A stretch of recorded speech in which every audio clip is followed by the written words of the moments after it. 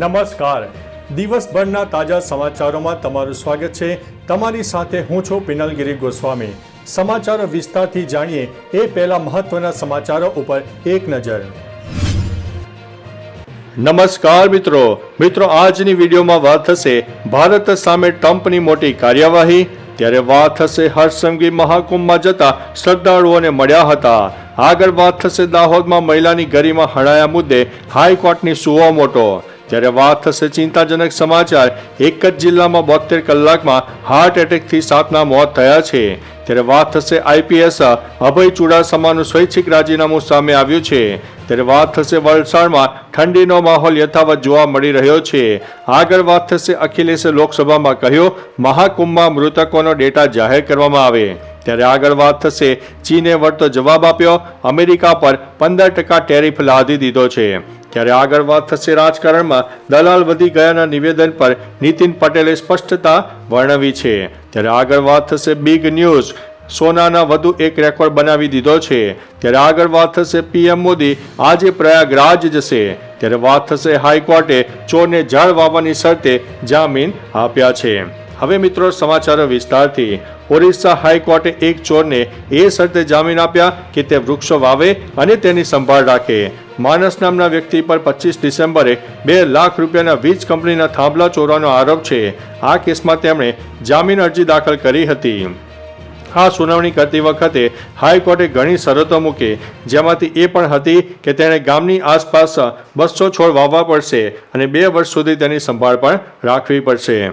મિત્રો અન્ય મહત્વના સમાચારની વાત કરીએ તો પીએમ મોદી આજે 5 ફેબ્રુઆરીએ મહાકુંભમાં આવી રહ્યા છે।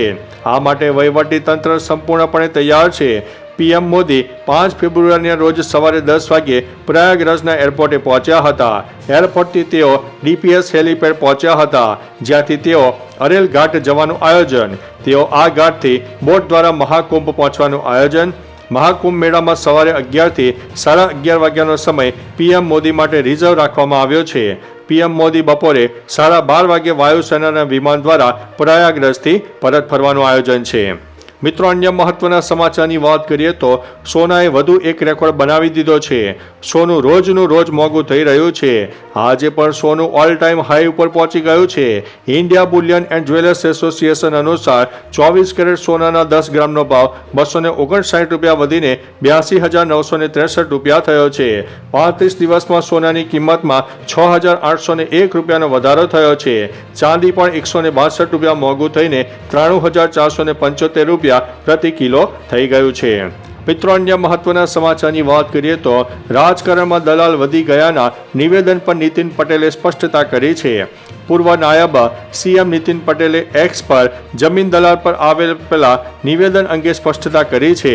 તેમણે લખ્યું છે કે કડીના દરણ ગામના કેળવણી મંડળના કાર્યક્રમમાં મેં જે વાત કરી છે એ બધા જ જમીન દલાલોને લાગુ પડતી નથી, પરંતુ પક્ષના હોદ્દા પર રહીને પક્ષનું નામ વટાવીને પોતાના અંગત સ્વાર્થ ખાતર કામો કરાવી લે છે, એવા કેટલાક લોકો માટે કહ્યું છે। કોંગ્રેસની સરકારોમાં પણ આવા લોકો હતા જ, તે પણ બધા જાણે છે। મિત્રો અન્ય મહત્વના સમાચારની વાત કરીએ તો ચીને વળતો જવાબ આપ્યો, અમેરિકા પર 15% ટેરિફ લાદ્યો છે। ટેરિફના મુદ્દા પર ચીને અમેરિકાને વળતો જવાબ આપ્યો છે। ચીને અમેરિકન કોલસા અને એલએનજી ઉત્પાદનો પર 15% ટેરિફ લાદ્યો છે। આ સાથે અમેરિકન ક્રૂડ ઓઇલ અને અન્ય ઉત્પાદનો પર 10% ટેરિફ લાદવામાં આવશે। અમેરિકાના રાષ્ટ્રપતિ ડોનાલ્ડ ટ્રમ્પે કેનેડા અને મેક્સિકો પર 25% અને ચીન પર 10% ટેરિફ લાદ્યો હતો। ટ્રમ્પે મેક્સિકો અને કેનેડાને 30 દિવસનો સમય આપ્યો છે, પણ તેમણે ચીનને કોઈ રાહત આપી નથી। મિત્રો અન્ય મહત્વના સમાચારની વાત કરીએ તો અખિલેશે લોકસભામાં કહ્યું મહાકુંભમાં મૃતકોના ડેટા જાહેર થાય। લોકસભામાં ચર્ચા દરમિયાન સાંસદ અખિલેશ યાદવે કહ્યું છે કે મહાકુંભમાં અકસ્માતમાં મૃત્યુ પામેલા લોકો માટે 2 મિનિટનું મૌન પાળવું। આ સાથે તેમણે મૃતકોના સંખ્યાના આંકડા પણ માંગ્યા। મહાકુંભના ખોવાયેલા અને મળેલા કેન્દ્રના સેનાને સોંપવાની અને મૃતકોની સંખ્યા છુપાવનારો સામે કાર્યવાહી કરવાની માંગ કરી છે। અખિલેશે કુંભમાં લગાવેલા રાજકીય પોસ્ટરો અને ડબલ એન્જિનના પ્રમોશન પર સરકાર ઉપર નિશાન સાધ્યું છે। મિત્રો અન્ય મહત્વના સમાચારની વાત કરીએ તો વલસાડમાં ઠંડીનો માહોલ યથાવત છે। ફેબ્રુઆરી માસમાં પણ વલસાડ જિલ્લામાં ઠંડીનો માહોલ જોવા મળી રહ્યો છે. સામે આવેલા આંકડા અનુસાર મંગળવારે વહેલી સવારે શહેરનું તાપમાન 18 ડિગ્રી સેલ્સિયસ નોંધાયું હતું. રાજ્ય હવામાન વિભાગની આગાહી મુજબ આગામી 3 દિવસ સુધી વલસાડ સહિત સમગ્ર ગુજરાતમાં ઠંડા પવનના સુસવાટા સાથે ઠંડીનું જોર યથાવત રહેશે. શહેરમાં 10 કિલોમીટર પ્રતિ કલાકની ઝડપે પવન ફૂંકાવાની આગાહી કરવામાં આવી છે. મિત્રો, અન્ય મહત્વના સમાચારની વાત કરીએ તો આઈપીએસ અભય ચુડાસમાનું સ્વૈચ્છિક રાજીનામું સામે આવ્યું છે. આઈપીએસ અધિકારી ચુડાસમાએ અચાનક સ્વૈચ્છિક રાજીનામું આપી દીધું હોવાના સમાચાર સામે આવ્યા છે.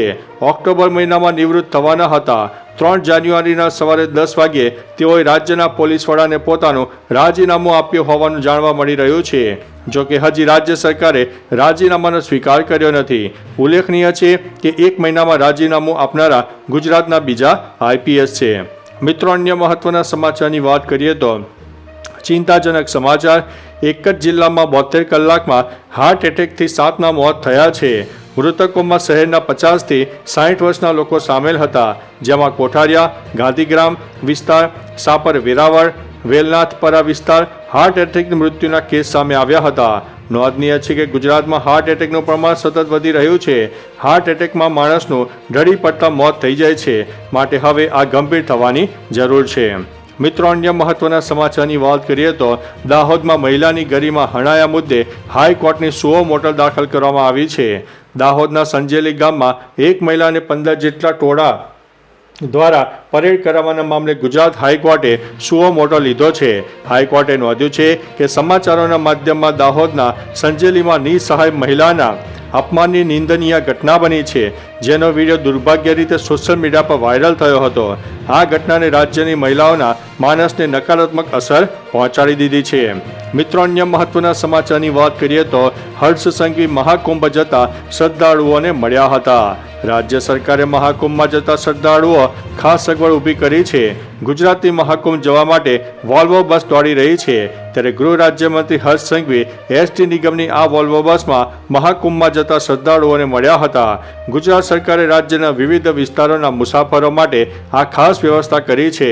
સંઘવીએ કહ્યું છે કે મહાકુંભ મેળા માટે અમારી સરકાર મુસાફરોની સુવિધા માટે પ્રતિબદ્ધ છે. મિત્રો, અન્ય મહત્વના સમાચારની વાત કરીએ તો ભારત સામે ટ્રમ્પની મોટી કાર્યવાહી. અમેરિકાનું એક લશ્કરી વિમાન પ્રવાસીઓને ભારત મોકલી રહ્યું છે. સોમવારે 3 ફેબ્રુઆરીના રોજ એક અમેરિકન લશ્કરી વિમાન ગેરકાયદેસર ઇમિગ્રન્ટ્સને લઈને ભારત માટે રવાના થયું હતું. રોયટર્સના અહેવાલ મુજબ યુએસ અધિકારીઓએ પુષ્ટિ આપી છે કે વિમાન 24 કલાકમાં ભારત પહોંચી જશે. તો ચાલો મિત્રો, ફરીથી દેશ અને દુનિયાના સુપરફાસ્ટ સમાચાર લઈને મળતા રહીશો. ત્યાં સુધી અમને રજા આપશો. નમસ્તે.